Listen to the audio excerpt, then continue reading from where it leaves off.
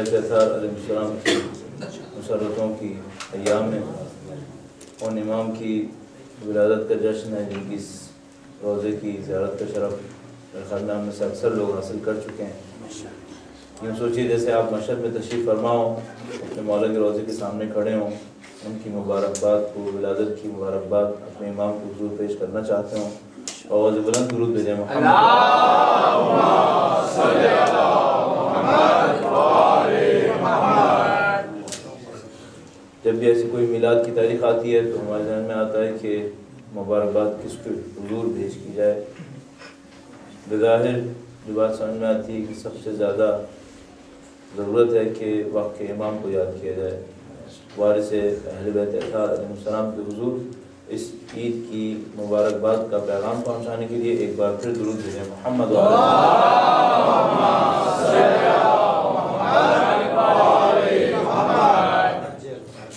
اعوذ باللہ من الشیطان الرجیم، بسم اللہ الرحمن الرحیم، الحمد للہ رب العالمین، والصلاة والسلام علی سید الانبیاء والمرسلین، حبیب الہ العالمین ابی القاسم محمد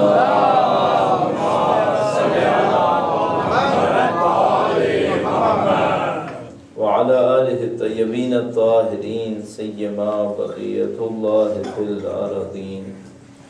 قال اللہ تعالی فی کتابہ الکریم، بسم اللہ الرحمن الرحیم، وَنُرِيدُ أَن نَّمُنَّ عَلَى الَّذِينَ اسْتُضْعِفُوا فِي الْأَرْضِ وَنَجْعَلَهُمْ أَئِمَّةً وَنَجْعَلَهُمُ الْوَارِثِينَ۔ درود بھیجیے گا محمد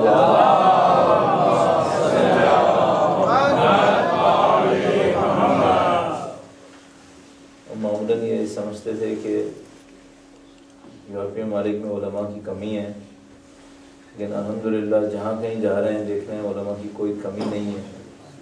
اس محفل کے اندر بھی 3 بزرگ سادات تشریف فرما ہیں، ان کے ساتھ شیخ بھی تشریف فرما ہیں، تمام علماء کرام کی صحت و سلامتی کے لیے، اور یہ کہ انشاءاللہ اہل بیت اطہار علیہ السلام کی فکر کی ترویج میں یہ اور ہم اور آپ سب مل کر کردار ادا کر سکیں۔ ایک بار پھر درود بھیجیں محمد و اللہم صلی علی محمد و آل محمد۔ اور جہاں تک ہماری تقریر کا تعلق ہے، بعض اوقات انسان کسی ایسی جگہ تقریر کر رہا ہوتا ہے جہاں لوگ پہلے سے اسے جانتے ہیں، تو اس کے لیے تقریر کو شروع کرنا بہت آسان ہوتا ہے۔ لوگ پہلے سے جانتے ہیں آدمی کون ہے، کیسی باتیں کرتا ہے۔ کچھ لوگ اعتماد کر رہے ہوتے ہیں، کچھ لوگ اعتماد نہیں کر رہے ہوتے، جس میں جو کچھ کرنا ہوتا ہے وہ پہلے ہی کر چکا ہوتا ہے۔ بعض اوقات ایسی جگہ تقریر کرنے جاتے ہیں جہاں نئی جگہ ہوتی ہے، جیسے یہ جگہ پہلے ہماری نئی جگہ، تو ہم کوششیں کر رہے ہوتے ہیں کہ پہلے دن میں کچھ تعلق بنائیں گے، مقدماتی باتیں کریں گے، 20 منٹ 25 منٹ ایسی گفتگو کرنے کے بعد پھر کسی موضوع کے اوپر لائیں گے، 2-4 نکات آہستہ آہستہ دیں گے، پھر دوسرے دن ذرا سی اس کی مقدار کو بڑھا دیں گے، تیسرے چوتھے دن میں جا کر مجلس اپنے اصلی رنگ کو پکڑنا شروع کر دیں گے۔ اچھا کچھ نہ ہو تو کم سے کم اتنا کر لیا جاتا ہے کہ 15-20 منٹ مقدماتی گفتگو کرنے کے بعد پھر 1 گھنٹہ اصلی تقریر کر لی جائے۔ لیکن یہاں مشکل یہ ہے کہ دن 1 ہے اور منٹ 45، جو کرنا ہے آپ نے انہی 40-45 منٹ کے اندر کرنا ہے، تو کوئی موقع نہیں ہے کہ آپ مقدمہ بنائیں، گفتگو کریں، دوستی بڑھائیں، آہستہ آہستہ لے کر بات کریں۔ اب تو جو کچھ بھی ہے فوراً ہے۔ اب اس فوراً میں کچھ باتیں وہ واجبات میں سے ہیں جو ہم نے اپنے اوپر واجب کی ہوئی ہیں ہر اس جگہ جہاں پہلی دفعہ پڑھنے جائیں۔ اب واجب کا تو ہم انکار نہیں کر سکتے، خاص کر وہ واجب جو ہم نے خود اپنے اوپر واجب کر لیا، تو پہلے ان میں سے 1-2 باتیں عرض کر دیں، اور اس کے بعد جو عرائض آپ کی خدمت میں بہت تیزی کے ساتھ پیش کرنی ہے۔ بہت ساری عرائض ذہن کے اندر ہیں، اپنی تمام تر جہالت کے باوجود بہت سارے نکات ذہن میں آ رہے ہیں، تو وہ پہلے واجبات میں سے جو ہم نے اپنے اوپر واجب کیے، اور پھر ان نکات میں سے۔ اللہ مجھے اور آپ کو اہل بیت اطہار کی زیادہ سے زیادہ خدمت کرنے کی توفیق نصیب فرمائے۔ مولا کے حضور درود بھیجیں محمد و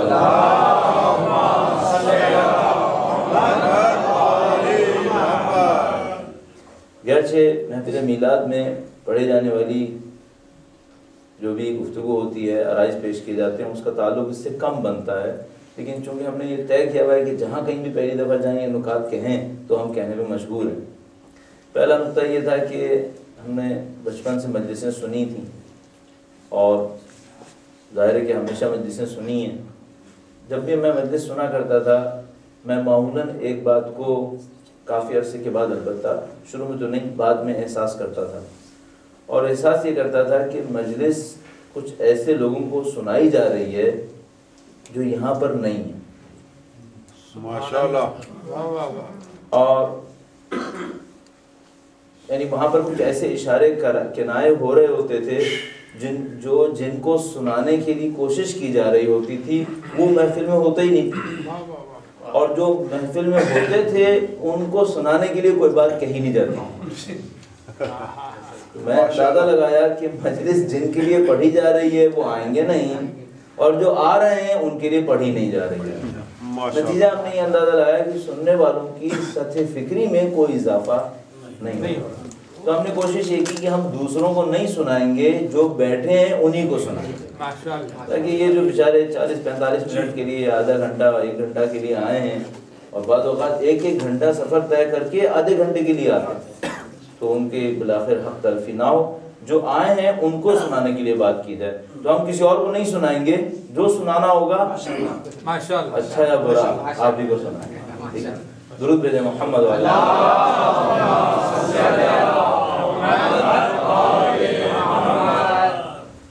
دوسری بات ہم نے یہ احساس کی کہ بعض اوقات ہم کسی مجلس میں جاتے تھے بچپنے میں، اور گھر واپس آتے تھے تو بچے معمولاً واپس آ کے اپنی ماں کو سناتے ہیں کہ آج ہم نے کیا سنا، تو وہ پوچھا بھی کرتی تھیں کہ آج آپ نے مجلس میں کیا سنا، تو ہم لوگ کبھی کبھی سنانے کی کوشش کرتے تھے۔ تو بعض اوقات ایسا ہوتا تھا کہ مجلس سن کر آتے تھے تو پوچھتی تھی مجلس کیسی تھی، تو ہم کہتے تھے مجلس بہت اچھی تھی۔ کہتی تھی لوگوں کا رد عمل کیسا تھا، لوگ کیسے جواب دے رہے تھے، تو ہم بتاتے لوگ بہت تعریفیں کر رہے تھے۔ پھر وہ پوچھتی تھی مجلس میں کیا سیکھا۔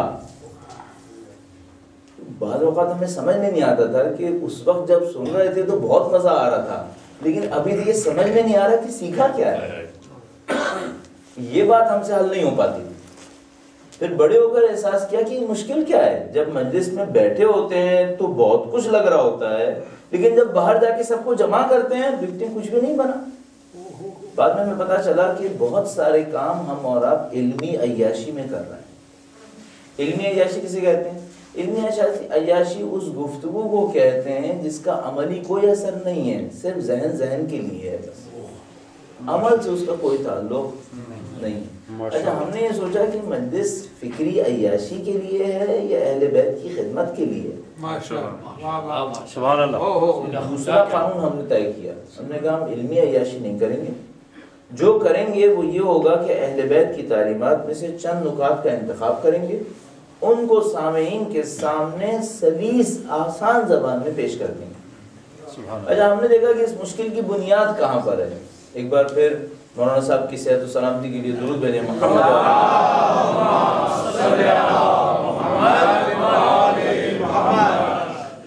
تو ہم نے دیکھا کہ اس کی مشکل ہے کہاں سے، تو ہمیں یہ احساس ہوا، پتہ نہیں آپ اس پہ متفق نہ ہوں، شاید آپ متفق نہ ہوں، کوئی گفتگو نہیں ہے اس میں، ہمیں احساس اس بات کا ہوا کہ اصل میں ہم نے علم کو خطابت پر قربان کر دیا۔ جب مقابلہ ہوا کہ آپ کو علم چاہیے یا خطابت، تو ہم نے خطابت لے لی اور علم چھوڑ دیا۔ پھر مقابلہ ہوا کہ آپ کو تقویٰ چاہیے یا خطابت، تو ہم نے پھر تقویٰ بھی چھوڑ دیا اور خطابت۔ اب خطابت ہمارے پاس رہ گئی اور علم و تقویٰ ہمارے ہاتھ سے نکل گیا۔ ہم نے کہا ہم یہ کام ہرگز نہیں کریں گے۔ ہم نے پہلے دن سے سوچ لیا خطابت کریں گے ہی نہیں، خطابت نہیں کریں گے، جو تعلیمات اہل بیت میں سے سلیس چند نکات سمجھ میں آتے ہیں ان کو خود عمل کرنے کے بعد لوگوں کی خدمت میں پیش کر دیں گے۔